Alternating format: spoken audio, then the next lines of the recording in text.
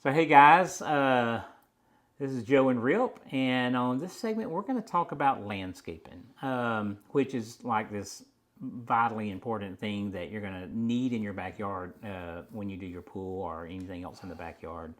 And Rip here graduated from University of Georgia, landscape degree. So, as far as types of plants, you're obviously an expert in our area, and I know that everybody's different and they have different zones and everything. So I don't think we have to go into the types of plants, but there's a lot more to it thinking about landscape than the actual type that goes into these areas. So what's your first, take on landscaping around a pool area? Well, the number one thing for me is homeowners have to realize that you are going to spend some money on landscaping.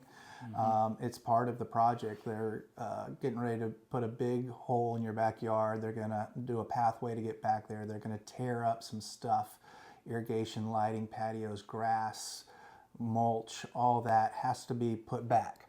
And I think it's very common in the industry that no one talks about it, and you as a homeowner are surprised at the end that you have this cost you did not budget for.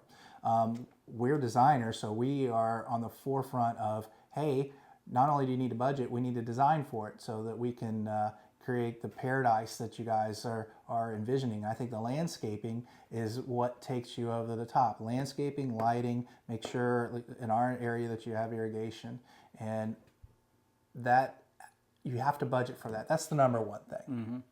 Well, too, like if you have a big backyard or you have a big section of the yard that doesn't have to be disturbed, doesn't have to be tore up, make sure that you're a pool builder. We're doing one now where their back half of their yard, because what's going to happen is if you don't have some silt fence, if you don't have orange fence up, the workers that's going to be at your yard, they're going to be all over the place. They're going to drive the tractor over here, they're going to do this, they're going to do that, and you're going to get a big piece of your yard destroyed that doesn't have to be destroyed. So kind of demand your pool builder Limits of disturbance, right? yeah. Limits of just, even though it may not even be needed on a site plan or by your county, let them put up some kind of fence, some kind of barrier to say, guys, talking to their guys, do not go past this area. So that way it's going to kind of minimize what you have to repair back, which is money out of your pocket. Because And we'll dig more into that too in a construction phase, because I want to talk about staging areas and stuff like that. So, Yeah. so the number two thing is for me, impact areas. So you just spent all this money, or you're about to spend all this money on a poolscape and cabanas and waterfalls and all this kind of stuff. You need to finish that out with over-the-top landscaping in that impact area. So go with more materials, bigger materials, have perennials and ground covers, because you don't want to wait to really enjoy that space. And it's the landscaping, starting off as a landscape designer, it's the landscaping that really finishes the project. Now you may, and this happens a lot, you may want to, oh, well, I've got these guys out here, I want to do some other areas and landscape a little bit in the front or here. And great, if your budget allows you to really do that, fantastic. If it doesn't, maybe in those areas, go with some smaller plantings or phase those in. And really focus on the impact areas, because if you take that same amount of money and you spread it all out, you're not going to get the same thing as if you look out your backyard and you look out there at that awesome waterfall and you got these big palm trees and you've got these really big hostas or whatever's growing in your area. And it's a wow factor. So I think that's really important. Yeah. And one thing that me and Rip have in common that to me is kind of crazy that we've been friends for 30 years. We used to work together 30 years ago at a landscape company. Is that we know as much on landscaping as we do pool building and design, and so you don't really find a lot of people that has the kind of the expertise on both of those. Like I had a landscape company for 10 years. You the same, and then we got into pool building in two different avenues, and so we kind of have a good feel on on both of those. Like when we're designing a pool, we're also having in our mind where the landscaping is going to go, how it's going to go, what bed areas are going to go in. And because I feel like you need that same mindset when you're designing your pool, the landscaping too. So, Rib, so what do you think about like having planting beds like right up next to your water, next to the coping around the pool? So what's your thought on it? We're not on script, so he probably didn't even know I was going to ask him that question. It just kind of No, that's not what we thought we were going to talk about next, Yeah. but I will address that. So I love it. So one thing that we're doing right now is a lot of people are doing these modern houses and modern pools, which in another segment we talked about maybe changing elevations to kind of add some interest. From a landscape standpoint, I think of the backyard. I love the modern architecture, but I want to soften it, and I think you do that with landscaping. So where you have all these straight lines, and I'll see a lot of modern designs where they have the same plant and they got 30 of them in a row, and that's just boom, very stark. Where I had that same landscape, if I had my way, I would curve out some beds or at least add some different textures and add some different colors and add some different plants and soften it. Same thing, bringing those plants right up to the pool. Love it. How about turf? Because nowadays it seems like the last few years, turf quality has gotten a lot better. It looks real, and it seems like I've been putting in a lot in my designs. I've been doing a lot of turf, whether it be maybe not the whole backyard because that's going to be a massive expense, but like pockets around or putting strips in between some of your decking. So what is your take on kind of turf nowadays around pools? Because I know one day years ago you're like this with turf because you want all this natural material around, which I love sod, but it's very specific. So I have two thoughts on it. One, absolutely yes. I've always loved the natural product, natural stone, everything like that. It feels more timeless to me. And however, I would admit that the turf quality has come a long, long ways. And gosh, there's some that you look out there, you can't tell that it's not even like real grass.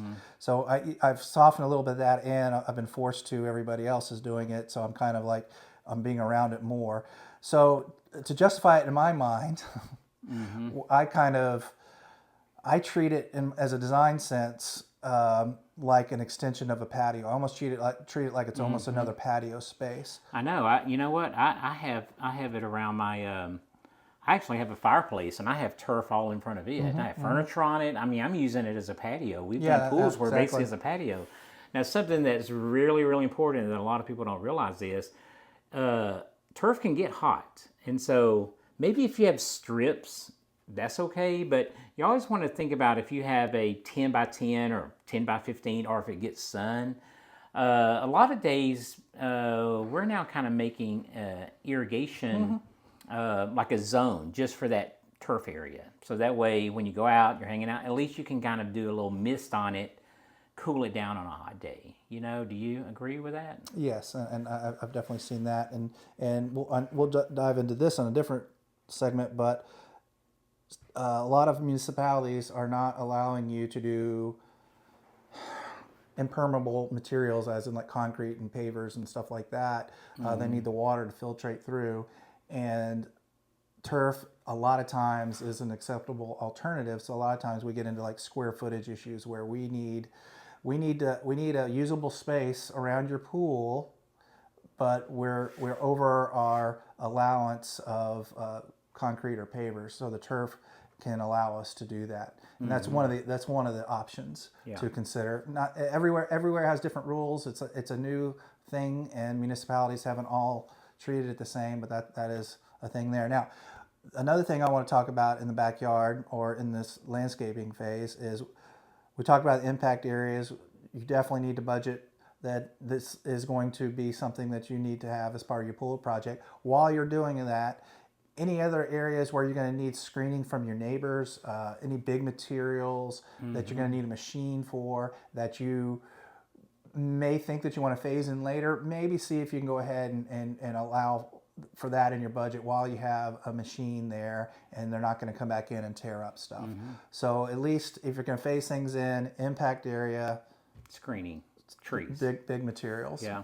Because I have this one customer that I just finished a plan up for, and sometimes you to make it cozy, you don't need some massive big yard, but they got an undisturbed buffer right past where I have the pool at. It's got all these trees on it, and it's great.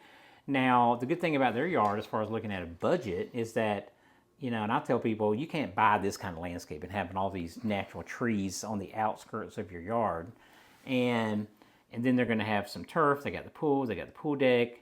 And so by the time that all of that is in, the only thing they have to really landscape to make it look really awesome is kind of right on the outskirts of their pool, because you got the whole pool area, then this, use big shrubs, big plant material. Instead of using 1 gallon, use 3 gallons or 5 gallons, but make it full around your pool. Don't wait 2 or 3 years for it to get full. Yeah, enjoy that paradise now. Yeah, especially right around the pool. Get something big in there. Don't get like little 4-inch pots or 1 gallon. In 5 years, it'll look great. Yeah. In 5 years, we're really looking forward to that, and time starts now. Yeah. That's when you do the other phases in the front yard. Maybe let your budget go out there and do the 1, 2, 3 gallons. Yeah. Lighting, outdoor lighting. Oh my gosh, it's such a big difference. So like what I do nowadays, I think a lot of people are doing LED lights in their pool, and so I feel like what I do is at night, mine will come on a timer like at 6 o'clock, 7 o'clock at night, and it goes off at midnight or 1 o'clock in the morning. So even if I'm not around the pool, I can pass by a window and look out and have that pool light almost as a big outdoor lighting. But add in some outdoor lighting to your backyard, it's like a whole new world at night in your backyard. And to me, that's just, if you don't put it in the first phase, just put it in the first phase and a half. I mean, put it in as soon as possible, because I'm telling you, it's not, now like a lot of companies, because we just did a segment on picking your pool builder.